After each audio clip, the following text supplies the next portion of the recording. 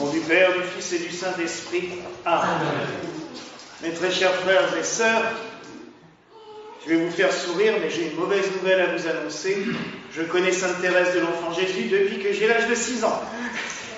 Et j'ai été carrément élevé avec elle, puisque la paroisse de mon village lui était dédiée, et j'ai fait mes 13 ans comme enfant de chœur sous une fresque gigantesque de Sainte Thérèse de l'Enfant Jésus jetant des roses sur la terre.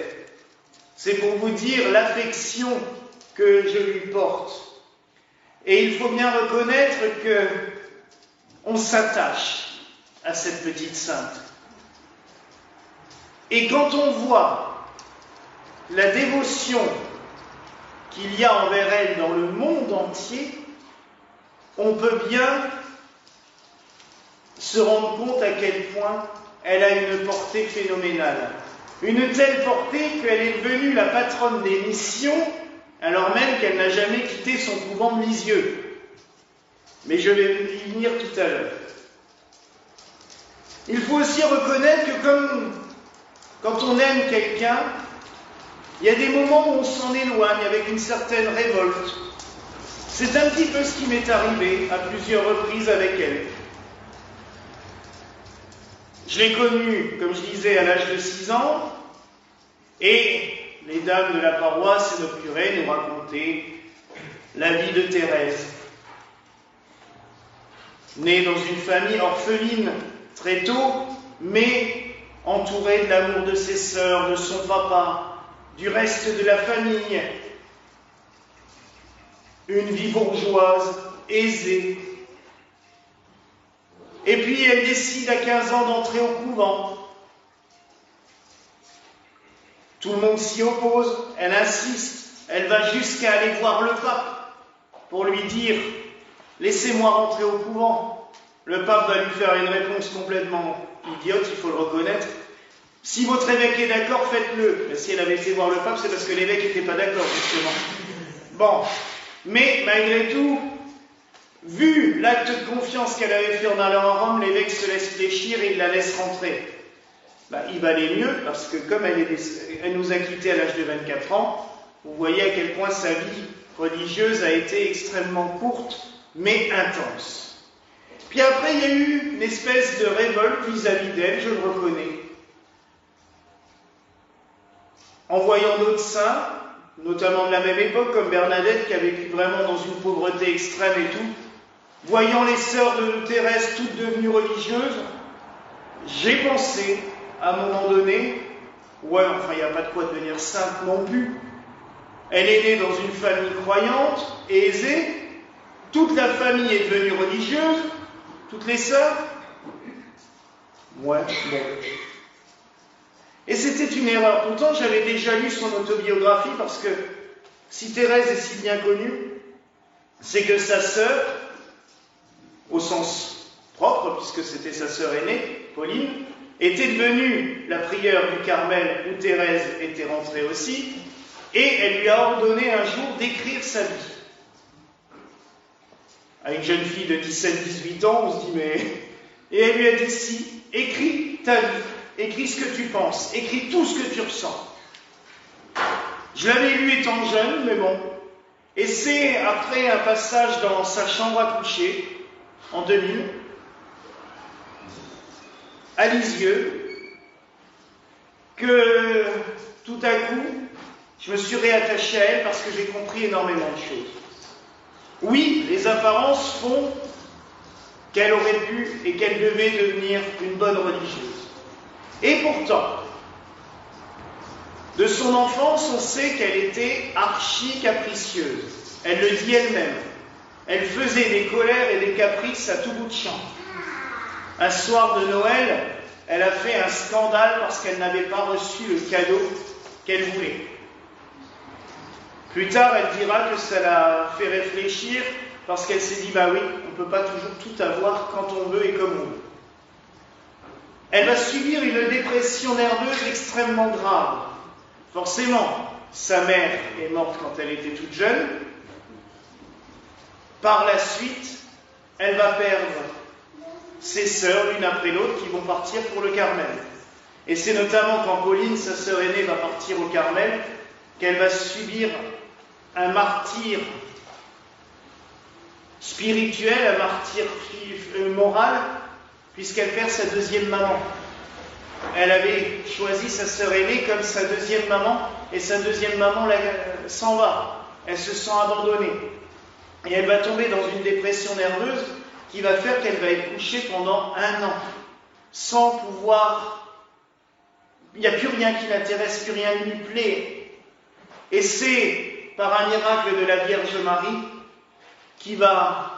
Une très belle statue d'ailleurs qui était dans sa chambre, la Vierge au sourire, maintenant on l'appelle comme ça, parce que tout d'un coup, elle a vu la Vierge se mettre à lui sourire. Et elle s'est sentie réconfortée et elle a compris, elle a dit, mais tu as une maman, Marie.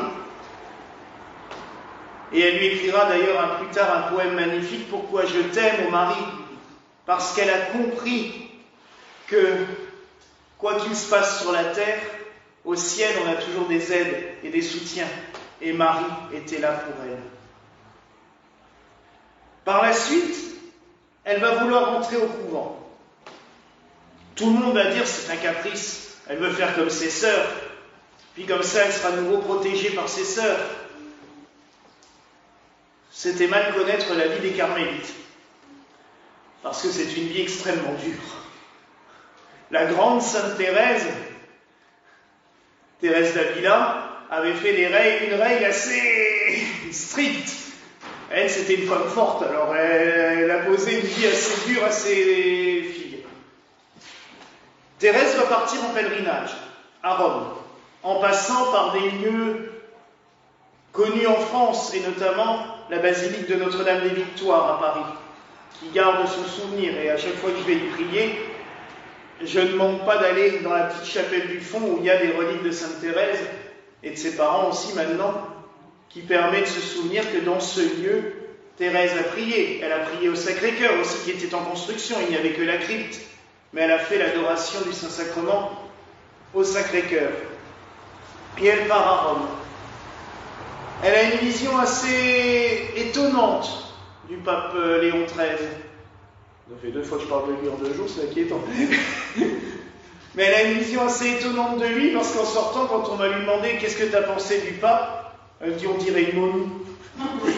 À l'époque, le pape n'avait pas le droit de bouger, il était assis sur son trône, et l'audience du pape, c'était pas... Nous, on a connu Jean-Paul II prenant les bébés, les embrassant, ou le pape François qui enlève sa calotte pour la poser sur la tête des bébés, ou des enfants. À l'époque, l'audience papale, c'était défiler en rang l'un après l'autre devant lui, et lui embrasser le pied.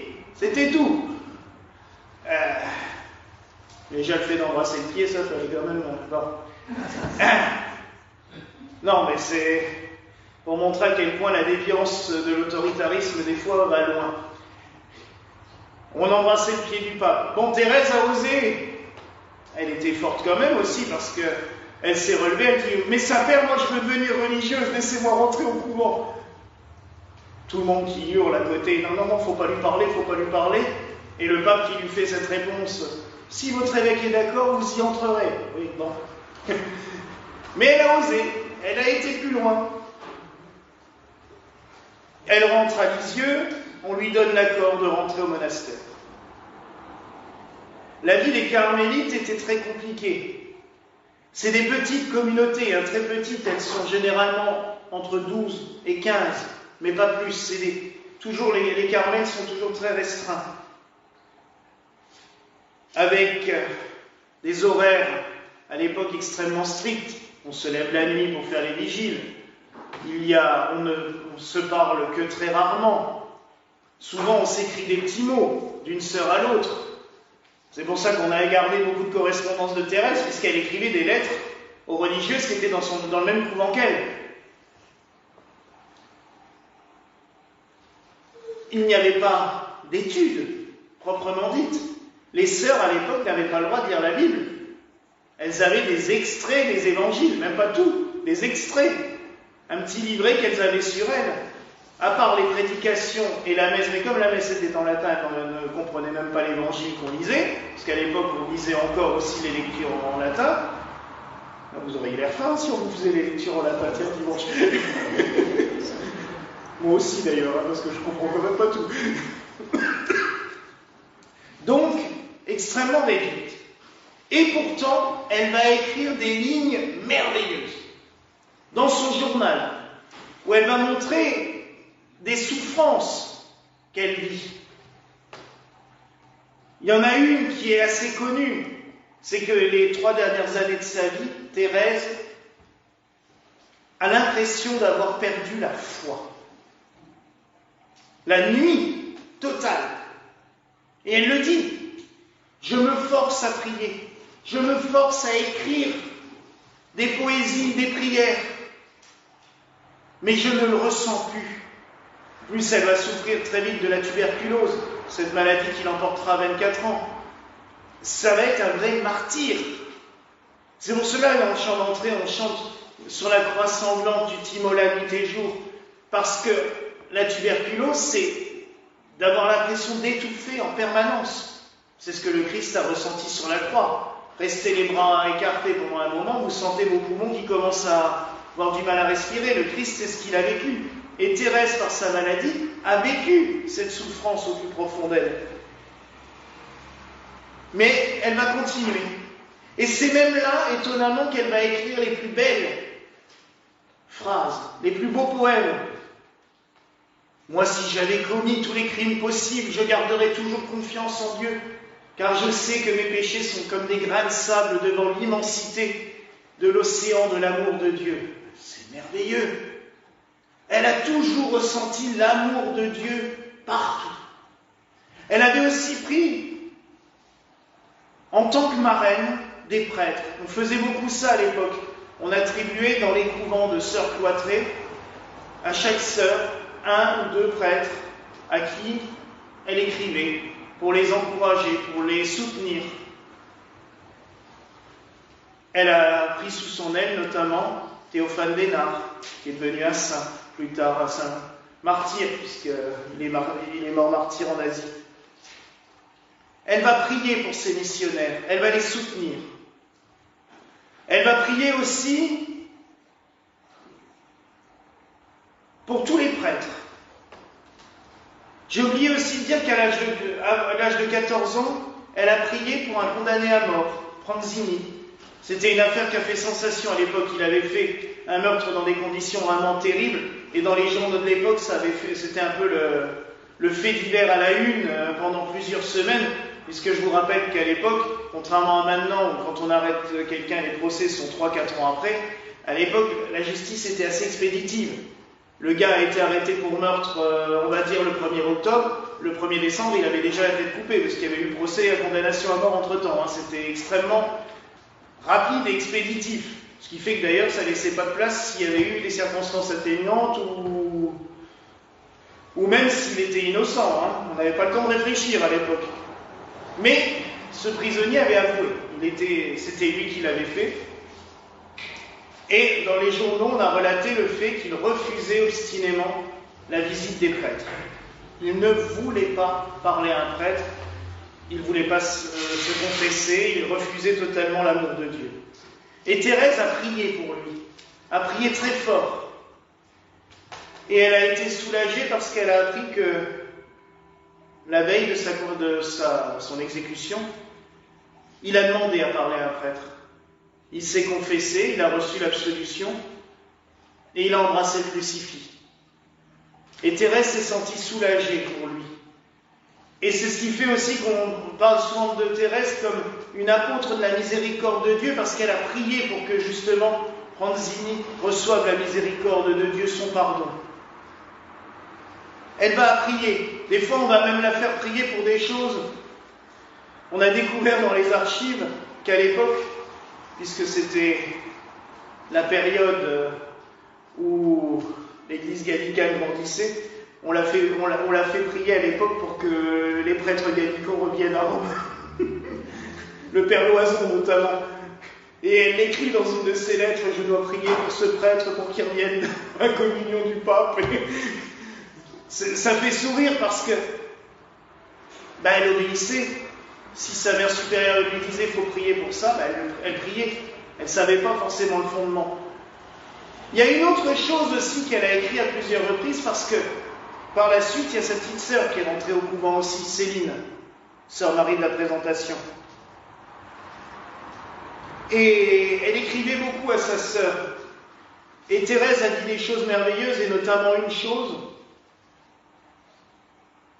Je suis contente de mourir bientôt, car je n'aurais pas pu vivre encore longtemps en pensant que jamais je ne pourrais devenir prêtre.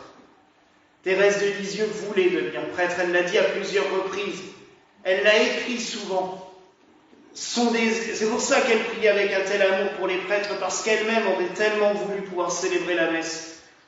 Et ce matin, je lisais chez un de mes amis théologiens de Namur, qui partageait un autre extrait où elle disait « Moi, si j'étais prêtre, j'apprendrais l'hébreu, j'apprendrais l'araméen pour comprendre les paroles du Christ dans leur sens d'origine. » Donc une soif d'étudier, une soif de connaissance. Elle ne voulait pas devenir prêtre juste par dévotion, elle voulait devenir prêtre pour s'identifier totalement à Jésus-Christ. Elle l'a fait d'une certaine manière puisqu'elle a souffert la passion, sa passion avec la tuberculose. On a aussi de la chance, c'est d'avoir des photos. C'était la première sainte avec Bernadette qui a été photographiée. Il y en a une sur le petit reliquaire. Parce que c'était la mode à l'époque. Les photos commençaient tout juste, mais sa sœur, Céline, était passionnée de photographie, donc elle a eu le droit d'emmener son appareil photo au couvent. Et on a des photos de Thérèse, on a des photos de ses sœurs, on a des photos de toutes les religieuses de l'époque. Et ça, c'est une richesse extrême. Mais ils ne s'ennuyaient pas non plus au couvent, ils ne faisaient pas de prier. Ils avaient ces moments de récréation. Et pour les récréations, des fois, ils faisaient des pièces de théâtre. Un thème religieux. Mais c'est Thérèse qui écrivait les pièces de théâtre. Et notamment, elle a fait une pièce de théâtre sur la vie de Jeanne d'Arc. Et on a une photo de Thérèse jouant le rôle de Jeanne d'Arc, en armure. Mais c'est magnifique de pouvoir se mettre comme ça dans cette situation, dans sa vie. Grâce à sa sœur aussi, on a des très beaux tableaux d'elle, puisque sœur Céline aimait peindre, donc elle a peint sa sœur. Par la suite, après sa mort, elle a peint sa sœur de manière merveilleuse. Thérèse est morte donc le 30 septembre 1897. Elle est fêtée que le 1er octobre parce que le 30 c'est Saint Jérôme. On ne pouvait pas déplacer ce pilier de l'Église. Mais Thérèse est devenue docteur de l'Église aussi parce que justement, sans études, elle nous a donné une voie théologique qui est fabuleuse. La petite voie d'amour. Aimer le Christ envers et contre tout. Se laisser aimer par lui. Ça, c'est encore plus important que d'aimer le Christ, c'est de se laisser aimer par lui. Parce que souvent, on est rebelle à l'amour de Dieu. On ne veut pas l'entendre, on ne veut pas le comprendre, parce qu'on est têtu, on est des humains. Elle s'est laissée aimer par lui. Et elle avait une dévotion pour Jésus. Et ce qui est très beau, c'est qu'elle avait une dévotion pour Jésus dans toute sa vie. Et son nom de religieuse le fait remarquer tout de suite, puisqu'elle avait choisi Sœur Thérèse de l'Enfant Jésus et de la Sainte Face. Donc on a vraiment toute la vie du Christ. C'est vrai qu'à l'époque, la Sainte Face était très vénérée, comme celle qui est au-dessus de la porte, la Sainte Face de Tours. C'était extrêmement vénéré, puisqu'à l'époque, elle faisait elle en fait toujours, de nombreux miracles à Tours. Donc Thérèse avait des images de cette Sainte Face, et elle la contemplait. Et elle contemplait l'enfant Jésus, c'est la statue que nous avons, où elle prie devant l'enfant Jésus. C'était souvent des statues comme celles que nous avons sur le côté de l'église, là. Parce que c'est les Carmels qui ont diffusé la dévotion à l'enfant Jésus. Thérèse d'Avila aimait énormément l'enfant Jésus, donc toutes les sœurs du Carmel vénéraient l'enfant Jésus. Et la statue qui était à Lisieux, et souvent dans les Carmels, portait une inscription en dessous « Je suis le Jésus de Thérèse ». Parce que ça vient d'une histoire qui concerne Thérèse d'Avila. Un jour, Thérèse d'Avila a rencontré un enfant dans le cloître. Et elle lui dit, et l'enfant lui dit, tu es qui? Je suis Thérèse de Jésus. C'était son nom de religieuse. Et elle lui dit, et toi, t'es qui? Et l'enfant lui répond, moi, je suis le Jésus de Thérèse. Et du coup, cette dévotion au Jésus de Thérèse était présente dans tous les Carmels, et c'était souvent des statues comme celles que nous avons ici, qui doivent certainement provenir aussi d'un couvent fermé, malheureusement. Donc cette dévotion à l'enfance de Jésus est très belle parce que ça nous montre tout simplement que si Dieu s'est fait petit enfant parmi nous, il s'est fait pauvre, il s'est fait humble, c'est pour nous faire comprendre ce qu'il dit dans l'Évangile. Soyez comme des petits enfants et vous obtiendrez le royaume des cieux. Ça, c'est quelque chose d'exceptionnel, mes frères et sœurs. Alors oui, des fois, on rigole, des fois on est de bonne humeur. Il faut l'être. Et j'ai aimé la semaine dernière, une dame m'a dit après la procession, vous étiez tous joyeux comme des enfants. C'est bien, c'est très bien, continuons comme ça. Parce que c'est vraiment comme ça que vous arrivez. Je suis désolé, mais c'est pas avec des faces de carême et en se flagellant qu'on arrivera plus facilement au ciel. Non, c'est avec un sourire, avec de la bonne humeur. Le Christ, il est ressuscité. Et pour nous, donc on doit être heureux, joyeux, vivre la foi dans la bonne humeur. Quand on lit les poésies de Thérèse, c'était plein d'espoir, alors qu'elle savait pertinemment qu'il lui restait que quelques mois à vivre. Mais c'était plein d'espoir. Et avant de mourir, elle a promis une chose qui est magnifique. Elle avait dit deux choses. De moi, alors c'était marrant parce qu'elle ne voulait pas de vénération d'elle, elle avait dit, de toute façon, mon corps disparaîtra totalement, on ne retrouvera plus que de la poussière. C'est vrai que quand on a ouvert le cercueil quelques années après pour sa béatification, les ossements étaient tombés en poussière, à part un avant-bras qui est toujours conservé dans la basilique de Lisieux. Autrement, la chasse contient que des parcelles d'ossements, parce que tout était... Mais elle ne s'était pas rendue compte que ça permettrait d'envoyer des reliques d'elle dans le monde entier. Ce qui fait qu'il y a des reliquaires de Thérèse partout. Nous en avons d'ailleurs là quelques reliques, puisque dans la boîte en forme de rose, il y a aussi plusieurs petits reliquaires. Et une autre source de reliques, c'est que Thérèse, quand elle est arrivée au couvent, avait une chevelure gigantesque jusqu'en bas des fesses. Très grande, comme on avait à l'époque, en plus tressée et tout. Et vous savez qu'aux religieuses, la première chose qu'on fait avant de leur mettre le voile, on coupe tout. Du coup, on a la chevelure, elle est conservée, on la voit dans le couvent, elle est conservée, mais ils ont pris quand même des poignées de cheveux pour les envoyer. On a des petits reliquaires, des fois avec 2-3 cheveux, qui ont été envoyés, ce qui fait qu'il y a énormément de reliquaires de Sainte Thérèse un peu partout dans le monde, mais parce qu'elle était vénérée. L'histoire d'une âme, son autobiographie, moins de 15 ans après sa mort, était distribuée dans le monde entier. Alors que les sœurs du Carmel de Lisieux n'avaient fait qu'envoyer un exemplaire recopié juste au Carmel de France pour qu'ils sachent qu'il y avait une sœur qui était décédée chez eux. Mais entre-temps, ces sœurs dans les Carmels ont dit « Mais c'est fabuleux, il faut le faire connaître aux autres ». Donc ils en ont envoyé des copies ailleurs, et puis ça a fait boule de neige. Ce qui fait aussi que moins de 30 ans après la mort de Thérèse, elle était déjà béatifiée et canonisée en 1925. Ce qui à l'époque était un record. Maintenant on béatifie, on canonise à tour de bras et très vite. Mais à l'époque, il fallait logiquement attendre 50 ans pour commencer le procès. Et tous les papes ont dit non, avec elle, il faut accélérer parce que, en fait, elle était déjà vénérée partout avant même qu'ils aient le temps de faire quoi que ce soit. L'Église a dû suivre le mouvement. On commençait à construire des églises dans l'honneur de Sainte Thérèse de l'Enfant Jésus avant même qu'elle soit béatifiée et canonisée. Tellement la foule priait Thérèse. Sur les champs de bataille pendant la guerre de 14-18, il y a des centaines d'images qui circulent de Thérèse jetant des pétales de rose sur les soldats. Les militaires la priaient avec ferveur et ils étaient exaucés. tous ceux qui se confiaient à elle revenaient du front sains et saufs. Et c'est vrai que cette représentation de Thérèse jetant des pétales de fleurs, c'est elle qui l'a dit. C'est la deuxième chose qu'elle a dit avant de mourir. Je passerai mon ciel à faire du bien sur la terre. Je jetterai des pétales de rose sur la terre. C'est magnifique, c'est beau. Et c'est pour ça qu'il y a tellement de monde qui l'a pris partout. Dès qu'il y a une soirée de veillée de prière dédiée à Sainte Thérèse, il y a plein de monde. Les gens aiment Thérèse.